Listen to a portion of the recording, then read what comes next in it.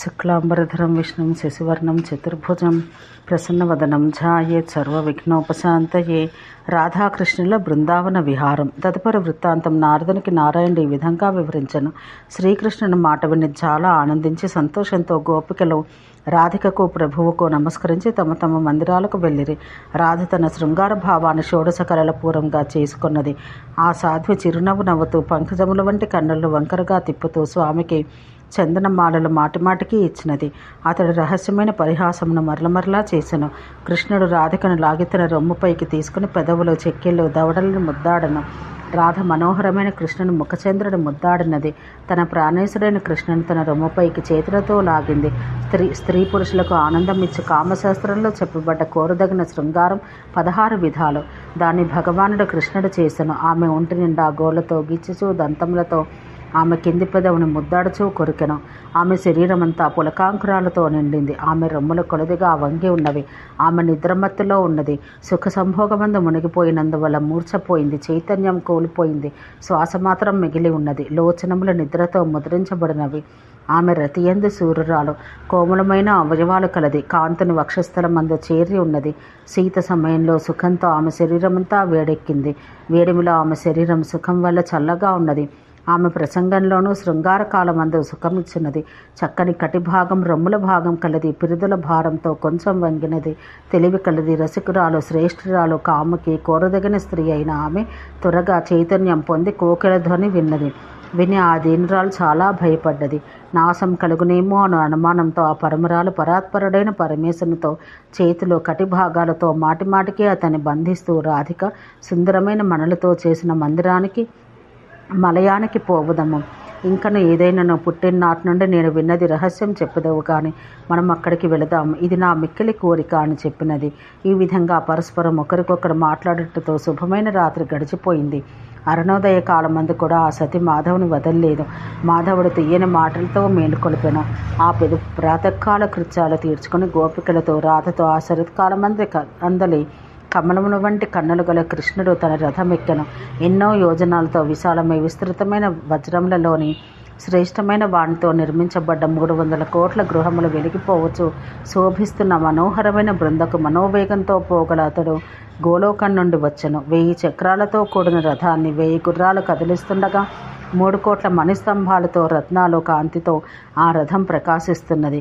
అది ముత్యాలు, మాణిక్యాలు, శ్రేష్టమైన వజ్రాల హారాలతో, రకరకాలైన చిత్రాలతో, విచిత్రాలతో, తెల్లని చామరాలు, అద్దాలతో, వహ్నితో, శుద్ధి చేయబడిన వస్త్రాలతో, వెలుగుచున్న మాలల సమూహంతో చక్కగా శోభిస్తున్నట్టు రత్నమణులతో చేసిన పడకలపై పూల చందనాలు చల్లి అలంకరించబడినది. సమాన రూపం, వేషములో కల 1,00,000 గోపికలు అక్కడ కలరు. ఆ రథంలో భగవంతుడు తిరిగి బృందావనం వెళ్ళను. అక్కడికి పోయి రాత్రిపూట జలములందు భూప్రదేశమందు విహరించెను. వనంలందు, ఉపవనంలందు చాలాసేపు శృంగారం చేసి రాధికకు దాన్నంతయు కొత్తవైనట్టు చూపెను.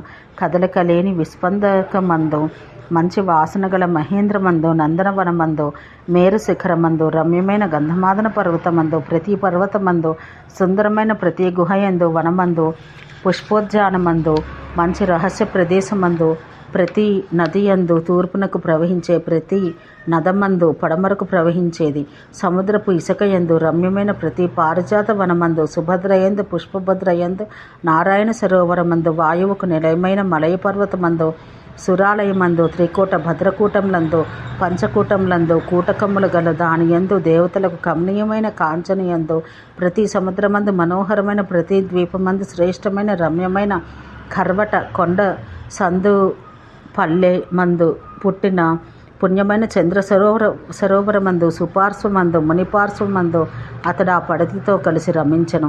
తిరిగి పుణ్యంనిచ్చు జంబూద్వీపానికి త్వరగా వచ్చెను. ద్వారకను, రైవత పర్వతమును చూచెను. గోపాలురు, గోపికలు, గోవులు వీనితో వ్యాకులమైన గోకులానికి తిరిగి వచ్చి అక్కడ భాండీరమును చూసి పుణ్యమైన బృందావనానికి పోయెను. శ్రీకృష్ణుని రాకను విని యశోదానందులు, గోపాలురు, గోపికలు, వృద్ధులు కంటనీరు పెట్టుకొండ్రి. నిశ్చలంగా ఏనుగును ముందుంచుకుని వేశ్యలు, నటనర్తకులు, పతి పౌత్రులు, సాధుని, బ్రాహ్మణ స్త్రీని, బ్రాహ్మణుని వెంట ఉంచుకొని దేవతల వహ్నుని ముందుంచుకుని అక్కడికి రాగా రాధతో కూడా మాధవుడు వచ్చెను. నందుని తల్లిని చూసి బాలకృష్ణుడు యశోదతో పాటు నందుని ముఖాన్ని ముద్దాడి కౌగిలించుకొని మిక్కిలి ఎక్కువగా కన్నీటితో తడిపెను. స్వయంగా భగవంతుడు కృష్ణుడు యశోద పాలను తాగను. మధురకు పోయినప్పుడు ఉన్నటువంటి కృష్ణుని అందరూ ఇప్పుడు మరలా చూసిరి. ఆయన చేతి యందు మురళి ఉన్నది. రత్నాలంకారాలు అలంకరించుకొని ఉన్నాడు. 11 ఏళ్ల పిల్లవాని వలె పచ్చని వస్త్రంతో శోభిస్తున్నాడు. తలలో నెమలిపించమున్నది. అతడు మాలతో అలంకరించబడ్డ కృష్ణుని రాధతో కూడా మందిరంలోకి ప్రవేశపెట్టిరి. యశోద మంగళం చేసి బ్రాహ్మణులకు భోజనం పెట్టింది. గోపికలకు, మునులకు, అక్కడ ఉన్న ఇతర జనులకు పూజ చేసింది. మనులు రత్నములు, పగడము, చాలా బంగారము, ముత్యాలు, మాణిక్యాలు, వజ్రాలను బ్రాహ్మణులకు ఇచ్చినది. గజశ్రేష్ఠాలను, శ్రేష్ఠ గోవులను, మనోహరమైన శ్రేష్ఠ అశ్వాలను, అట్లే ఆసనాలు, పాత్రలు, సొమ్ములు, ధాన్యాలు, సస్యములు, వస్త్రములను ఇచ్చినది. యశోద రాధతో కూడిన మాధవుని ఇదివరలో ఎన్నడూ చూడనట్టు కొత్తగా చూచినది. ఓ నారద, ఆమె గోపికల సమూహానికి ఆదరంతో మధురమైన ఆహారం పెట్టింది. దుందుపులను వాయింపచేసి మంగళకార్యం చేసినది. దేవతలను భుజింపచేసినది. ఆమె సంతోషపడినది. ఓం శాంతి శాంతి శాంతి.